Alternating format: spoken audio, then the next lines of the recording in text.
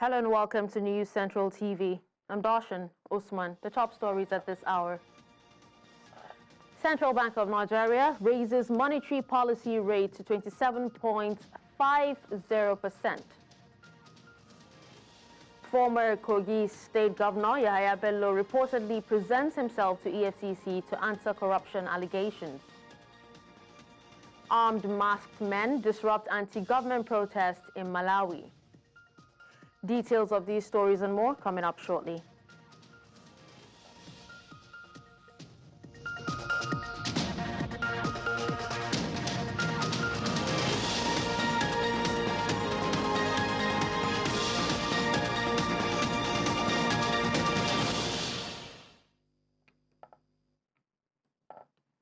Let's begin by telling you that the Central Bank of Nigeria has raised the monetary policy rate to 27.50% from 27.25% as part of efforts to combat a surge in inflation.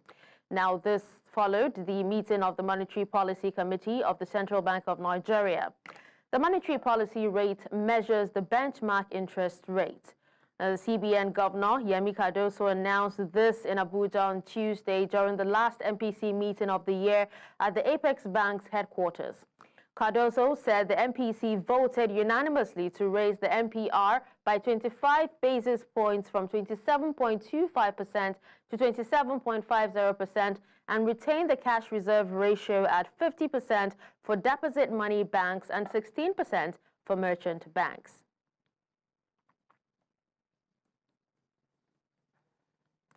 Let's also tell you that after several postponements, the Port Harcourt Refinery has commenced fuel production. Now, the Nigerian National Petroleum Company Limited confirmed this to newsmen on Tuesday. According to the Chief Corporate Communications Officer of the NNPCL, Femi Shoneye, he said that the loading of trucks will start off today, Tuesday. He stated that this historic achievement marks the beginning of a new era of our country's economic development and energy independence.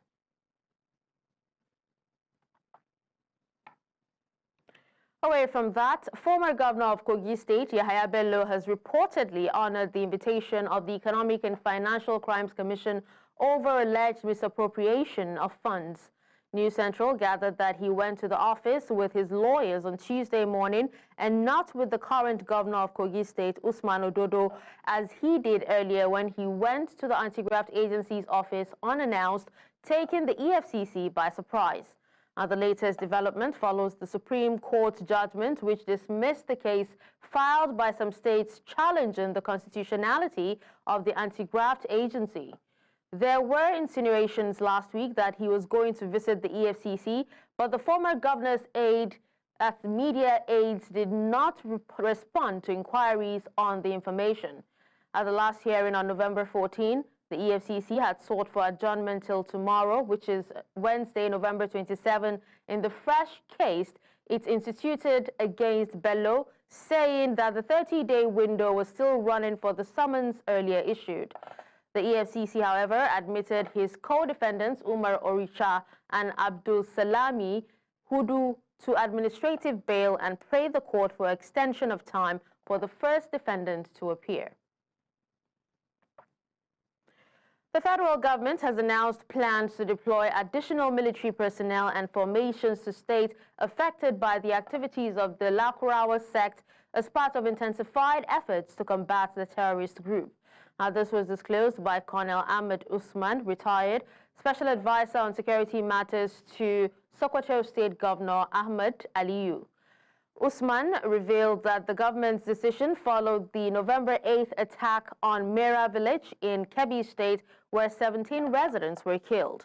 The sect, known for its operations in Sokoto and Kebbi states in the northwest, is reported to have expanded its activities into Niger and Kaduna states in north-central Nigeria. The Sokoto state government reiterated its commitment to protecting lives and property, emphasizing that security remains a top priority on its 9-point agenda. In the meantime, operatives of the Nigerian Police Force, Delta State Command, have arrested dozens of criminal suspects across the Ughelli, Warri and Sapele areas in recent weeks. This was disclosed by the Delta State Police Public Relations Officer, Bright Edafe, during a parade of the suspects in Ughelli on Monday. Now, the arrested individuals include a 22-year-old suspect who disguises as a transporter, a syndicate that specializes in kidnapping, armed robbery, car snatching, and defrauding of unsuspecting victims' bank accounts via SIM swap around Ughelli, Warri, Sapele, Ogara, Abraka, and environs. Now, the police bureau said as residents of the state are approaching the Yuletide season, the Commissioner of Police has directed the Deputy Commissioner of Police Operations and constantly monitors and supervises officers and men of the command to ensure that the operations order for Ember months is duly complied with.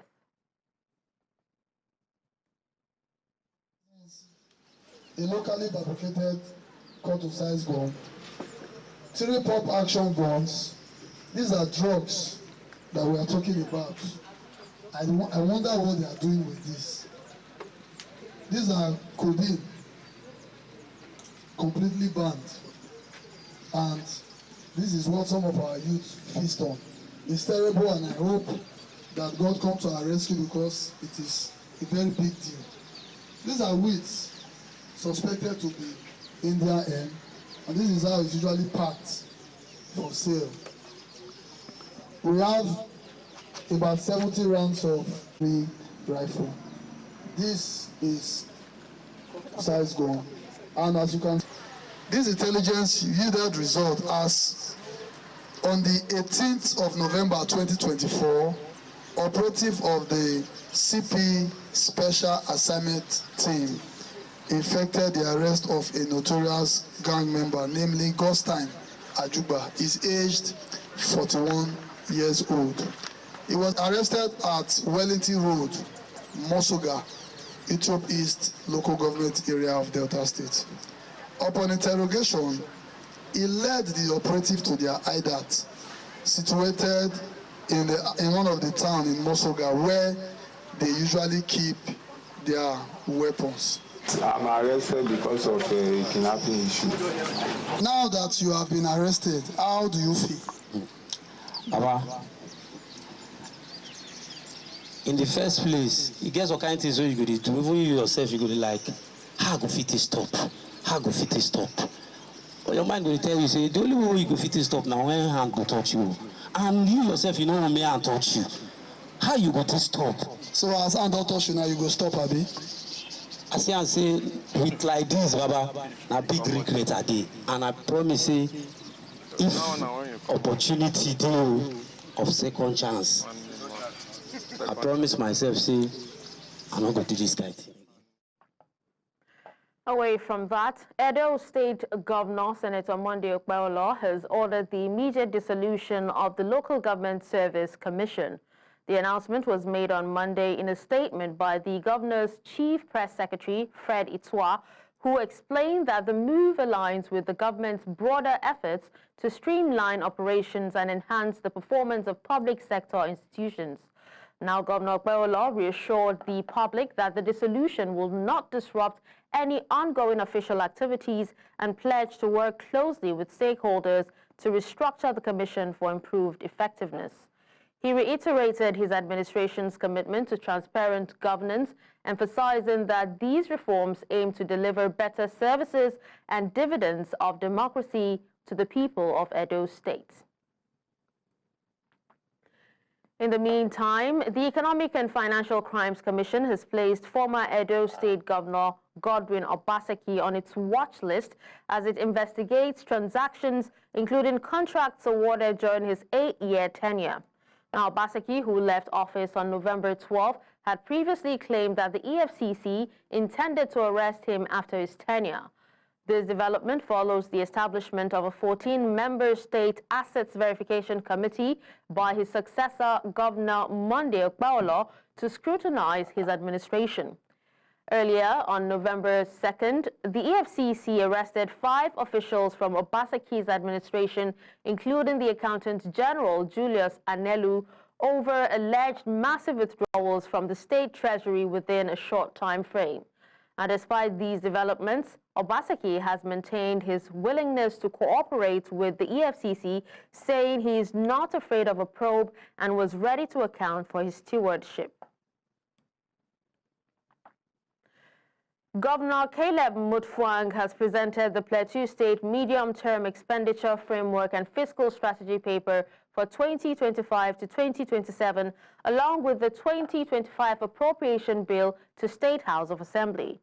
Approximately 471.1 billion naira is the total size of the budget, which the governor said will give priority to security, agriculture, education, health, and other sectors that will further improve livelihood in the state.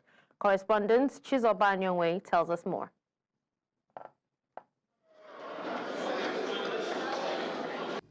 Caleb Mutfwang is among the first 10 governors in Nigeria to present their 2025 appropriation bill. The recurrent expenditure for the fiscal year is 201.5 billion naira, representing 45.46% of the total budget, while the capital expenditure stands at 258.8 billion naira, representing 56.54% of the budget size. With 156.2 billion naira higher than the 2024 budget, the governor said the bill, titled Budget of Consolidation and Sustainability, is a show of his commitment for further development in the state. I assure you that we remain committed to serving you faithfully.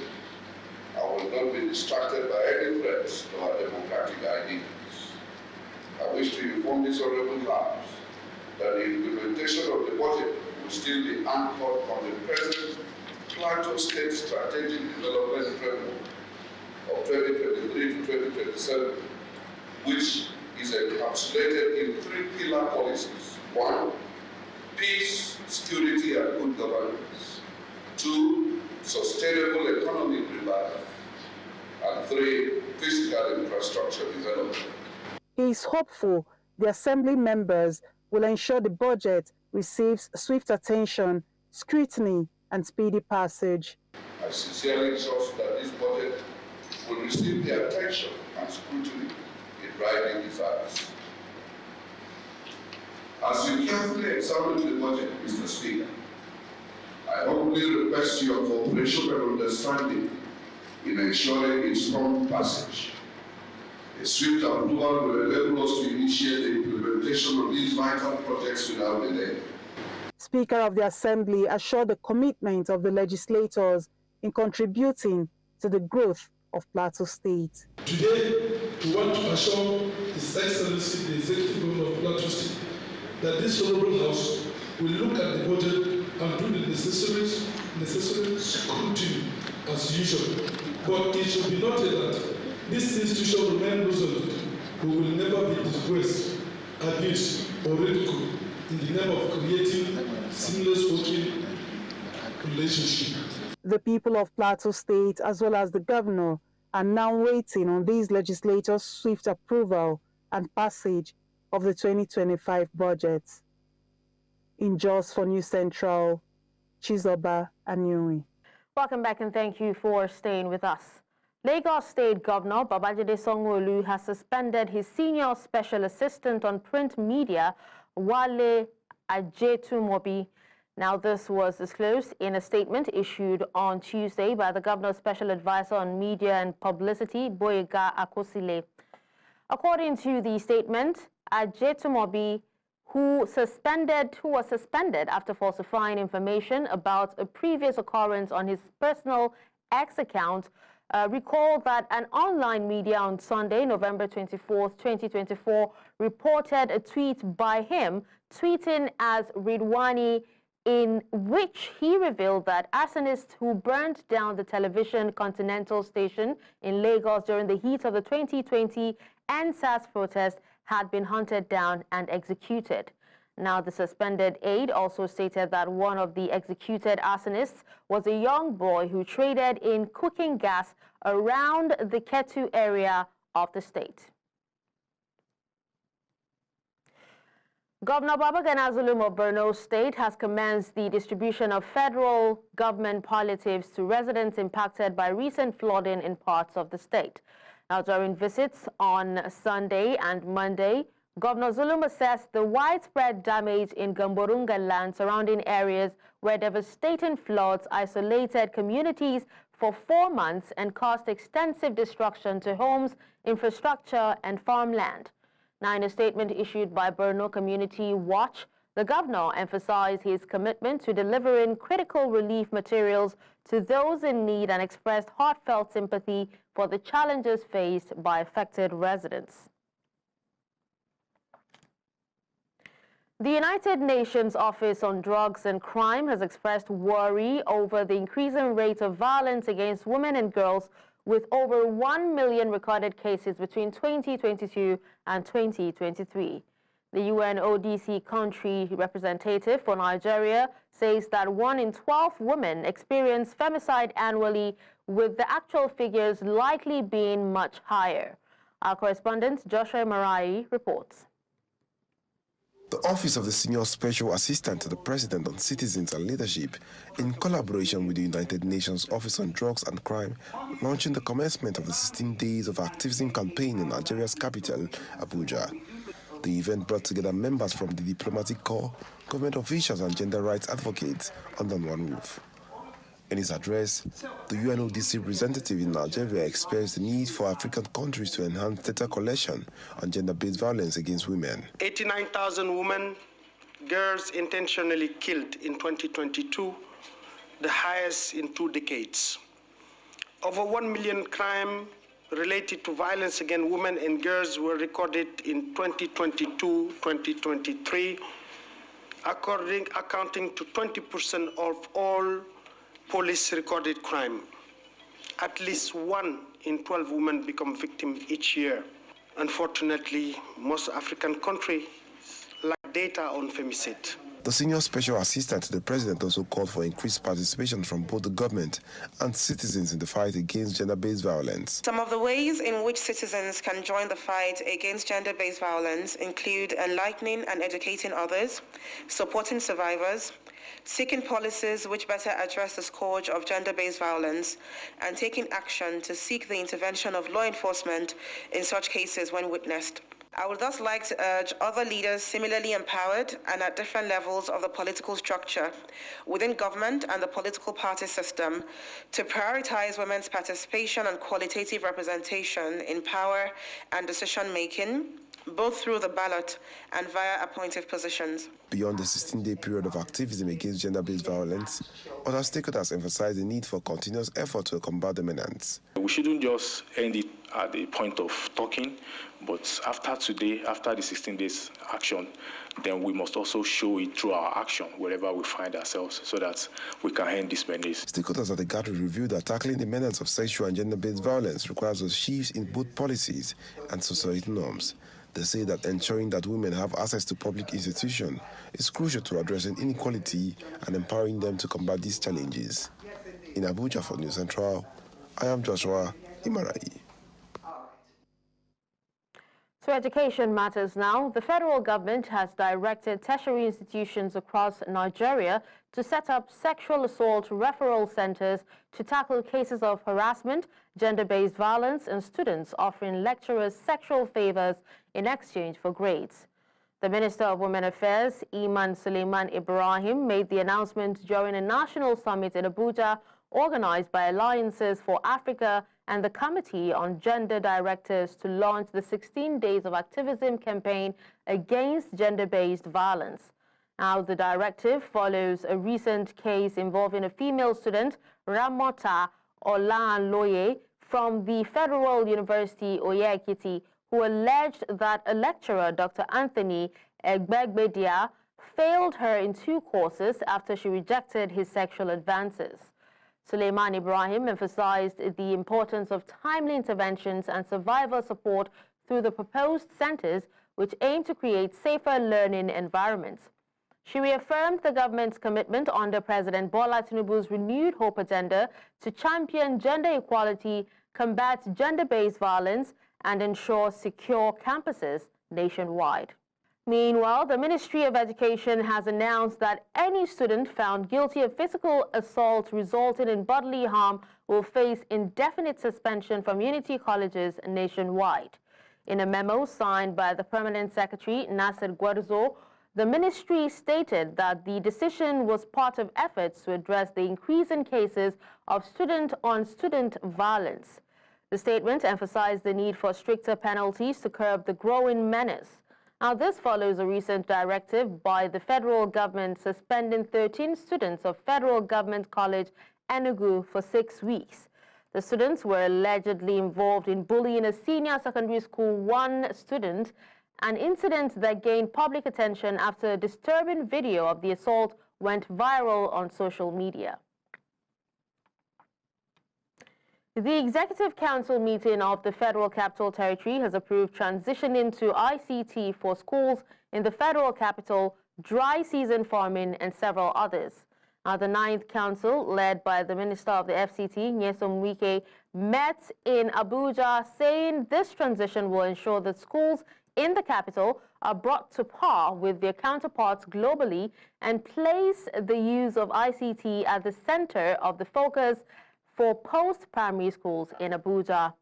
The council also approved the adoption of dry season farming using irrigation methods as efforts to boost food security and the relocation of the popular Apo mechanic and spare parts market to the Wasa area of the capital.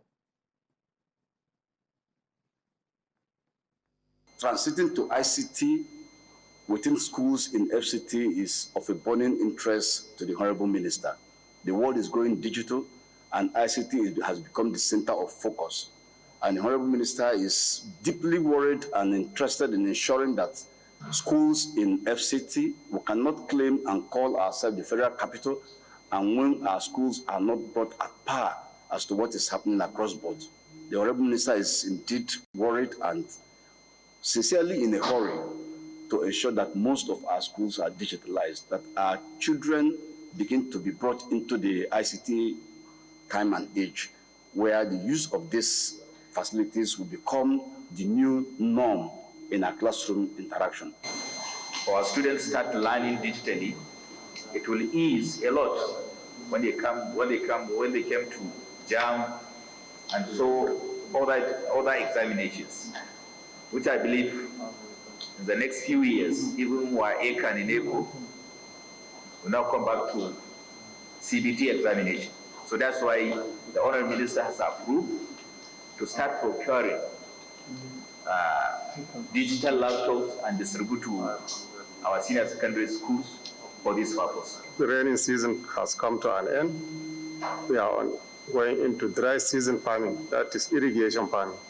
This is the first time such approval was made in the FCT so as to encourage, instead of annual farming or rain season farming, let's go into irrigation and see so that we can be doing farming all year round, because it has been said, a hungry man is an angry man. We did present the issue of the relocation of Apo automobile mechanics and spare parts from Apo road corridor buffer areas to Wasa, the location center. And the Honorable Minister and the ESCO was impressed with the presentation, but said to make sure that all the gray areas are perfectly handled.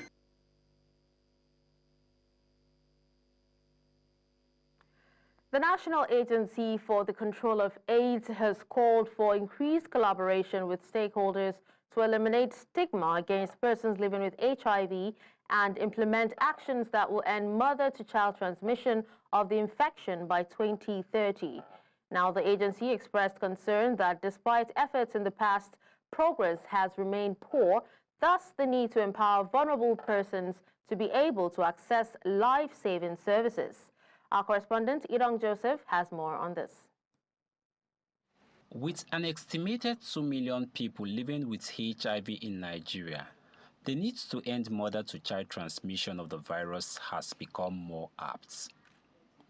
According to a United Nations Agency for International Development report for 2023, approximately 160,000 children aged between 0 to 14 years are living with HIV. Also, UNAIDS says that about 22,000 new infections are recorded each year, with 15,000 AIDS-related deaths. Despite the country progress, our PMTCT and pediatrics HIV coverage remains below 33%, well below the 95% target.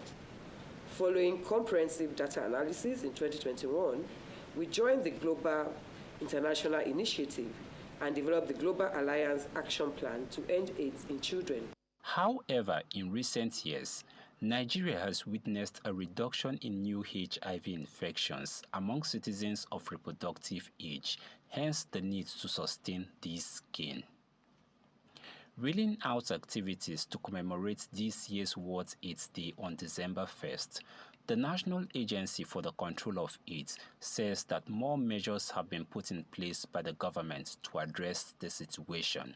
To address this, recently, the Honorable Minister for State for Health established a national level acceleration committee to track implementation, and I have paid courtesy visits and inaugurated some state committees.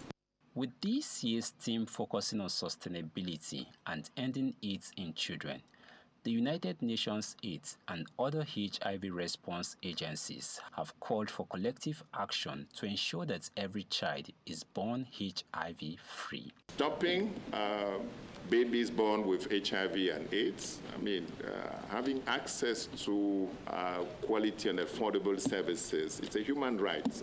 In order to sustain the gains that we have made, we must expand our prevention efforts by scaling up evidence-based intervention and prevention strategies such as PrEP. I urge all stakeholders to recommit to collaborative action, sustained investment, and innovative approaches.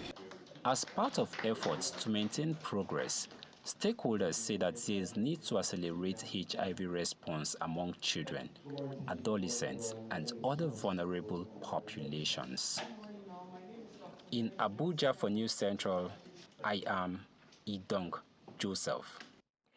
Now, away from Nigeria, dozens of masked men armed with machetes and clubs clashed with protesters in Malawi's capital, Lilongwe, on Monday, preventing a planned anti-government demonstration. Now, the protest, organized by a civil society group, aimed to demand the resignation of the energy minister over ongoing fuel shortages and to voice opposition to plans for electronic voting in next year's general election. Now, witnesses say that the protesters, who had gathered at a sports field in city center, were charged by the masked men as they prepared to assemble. Fleeing from the attack, the protesters were unable to regroup while the group of armed men set up camp on the field to prevent any further demonstrations. The identity of the attackers remains unknown. Now, the protest comes amid growing frustration over the country's fuel crisis and escalating food prices, which have fueled discontent across Malawi. Our country took this direction. You see, for the past 5 years, we have been experiencing these demonstrations, but as you have seen today, people have been chased with pangas, panga knives, have been chased with axes, to chase their fellow Malawians who want to demonstrate their rights. It's very unfortunate that the police choose not to protect the people, but yakabaza ngati kwaeneyo ndiye ndikhuza kwambiri foti timadalira mafuta omwewa ngati petroleti amene atifutawo ndingala papa zoti ndabwera mamawa ndathawirako ndapita ku 25 timati pagamu mafuta sinapezi ndabweranso lomba lopeza pane pali chiyembekezo kuti mafuta tani afika ndapanso palibenso kusunga aneseni ngati pali kusintha kwina kuti mafuta abwera lisabwera mene ndimukutani papita kumapapa sindizoka mafuta soyenda. The human rights lawyers say they will appeal the decision by the Pretoria High Court that dismissed an application by the Society for the Protection of Our Constitution, which sought to compel the government to provide emergency disaster relief to the miners. Now, meanwhile, the rescue operations are set to begin Stilfontein at an abandoned mine where hundreds of illegal miners are still trapped underground. Over the past several weeks, the miners have been locked in a standoff with police who surrounded the entrance to the mine shaft and blocked off their food supplies in an attempt. I've said we have studied, or we are continuing to study the judgment. It wasn't brought by us. We are considering other options, including bringing a new application based on the actual situation here on the ground, that is based on the testimonies of the families, on the testimonies of the community, with a better sense of what is happening, but also those of us who have been involved in this rescue effort, right? To give, to paint a more accurate picture on the basis of which the court can make an informed and a just decisions on the case, right? So that's what we. The UN rights chief is gravely concerned over the escalating conflict between Israel and Hezbollah in Lebanon and wants a permanent ceasefire there and in war-ravaged Gaza, his spokesman said Tuesday. Now, his comments came as Israel's Security Cabinet was due to meet to vote on a proposed ceasefire with Hezbollah in its war in Lebanon, with the White House voicing optimism that a deal was close. The United States, European Union, and United Nations have pushed in recent days for a truce in the long-running hostilities between Israel and Hezbollah, which escalated into full-scale war in late September. The war in Lebanon followed nearly a year of limited cross-border exchanges of fire with Hezbollah.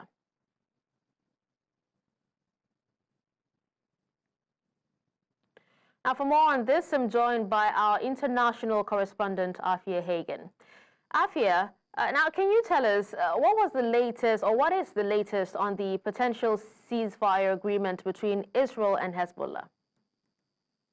Well, the Israeli parliament has started meeting. Their meeting started about 30 minutes ago, and they are currently meeting about this ceasefire agreement. Now, there's 11 members of parliament, so it will go one way or the other. We can't expect there to be a dead heat there.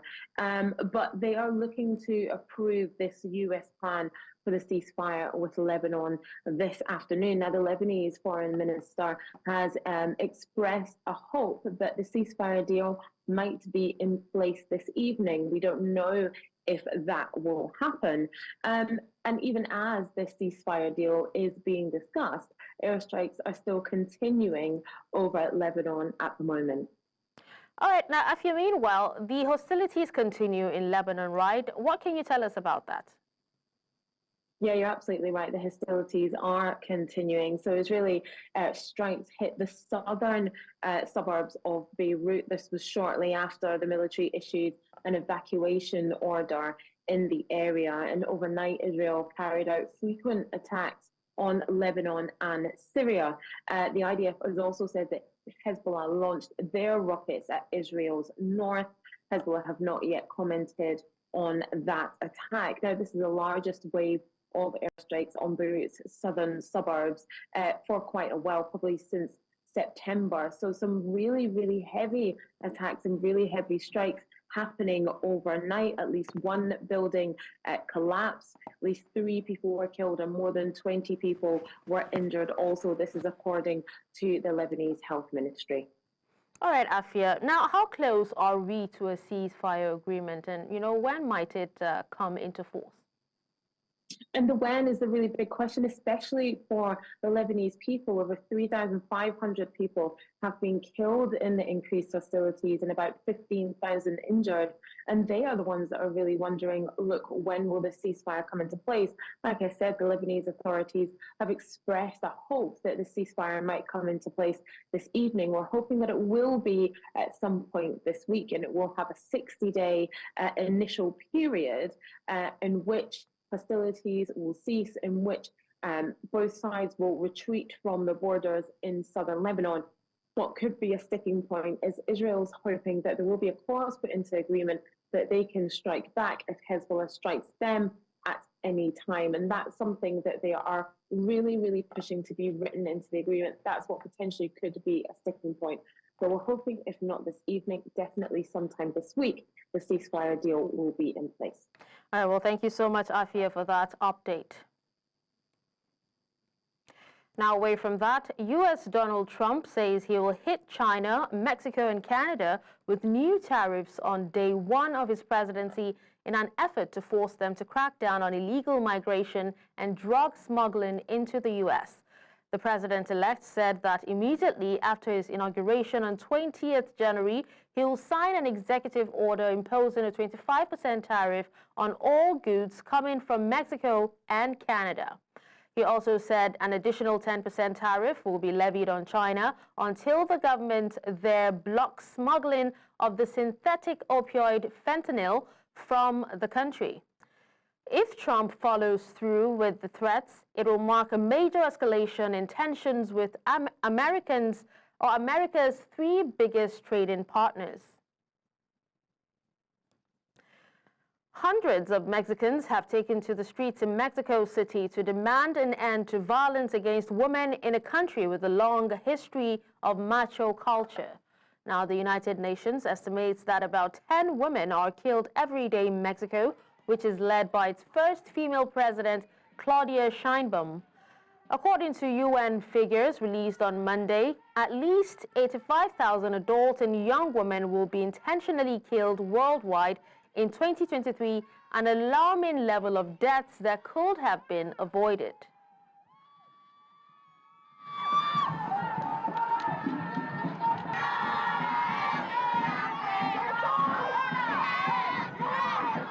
El 25 de noviembre es una fecha muy importante para nosotras, para seguir hablando, sensibilizando sobre la importancia de erradicar la violencia de género, incluyendo las maternidades forzadas. Cuando el aborto está criminalizado, las mujeres están obligadas a asumir maternidades no planeadas, no deseadas, pero también a poner en riesgo nuestra salud y nuestras vidas.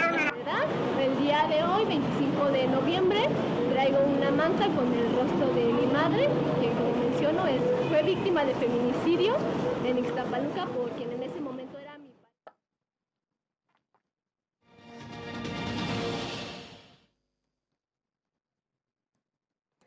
Now in business, according to the latest report from Nigeria's National Bureau of Statistics, the country's economy demonstrated resilience with a 3.46% year-on-year growth in gross domestic product during the third quarter of 2024. Now, this marks an improvement from the 2.54% growth recorded in the same quarter the previous year and a slight increase from 3.19% in the prior quarter. The economic expansion was primarily driven by the oil sector as well as robust growth in non-oil activities, particularly in services and agriculture, highlighting the ongoing diversification of the Nigerian economy. To provide further insights, Basil Abia, the co-founder of Verif Africa, joined us on Business Edge to share his thoughts on this economic performance.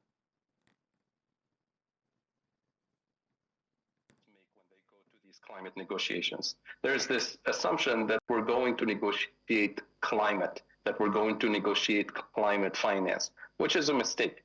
COP29 was not about climate, was not even about climate finance. It was about power. It was about the geopolitical hierarchy that is not supposed to be disrupted. And here's why, because the kind of transformative, high-quality financing that we asked for is the kind that will actually unleash the full development.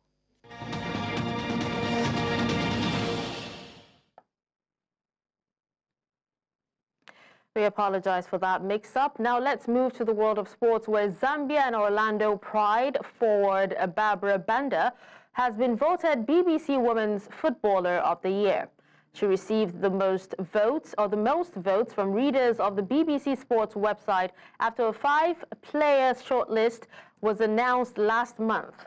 And the shortlist, based on performances from September 2023 to August 2024, was selected by a large panel of experts involved in football around the world, including coaches, players, administrators, and non-BBC journalists. Manchester United goalkeeper Andre Onana has won the 5th Pro Impact Award for humanitarian work for the medical care his foundation provides to underprivileged communities in Cameroon and other countries in sub-Saharan Africa.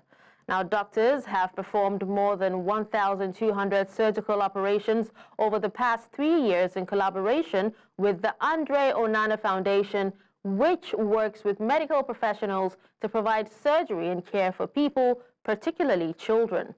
The honor is part of 5th Pro's annual Merit Award that recognizes players giving back to their communities. Now, the Global Soccer Players Union will donate $10,000 to Onana's foundation. Still talking sports, fans cheer at Taiwan's baseball team ride in military vehicles through the capital, Taipei, following their victory in an international tournament. And the men's team received a hero's welcome after they beat Japan 4-0 in the final of the WBSC Premier 12 in Tokyo, sparking jubilation across the island of 23 million people. President Lai Chun-ta arranged a grand welcome for the victorious team during their return flight on Monday evening. Marking a historic win, the win clinches Taiwan's first ever World Championship title at the Premier International Baseball Tournament. 4 fighter jets from the Air Force escorted the team's returning flight, releasing flares as they flew alongside.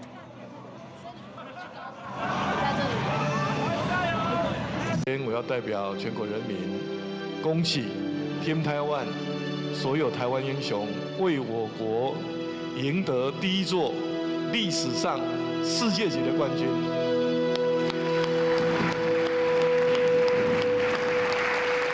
感谢你们。 And that's all at this hour. But before we go, here's another look at some of our top stories.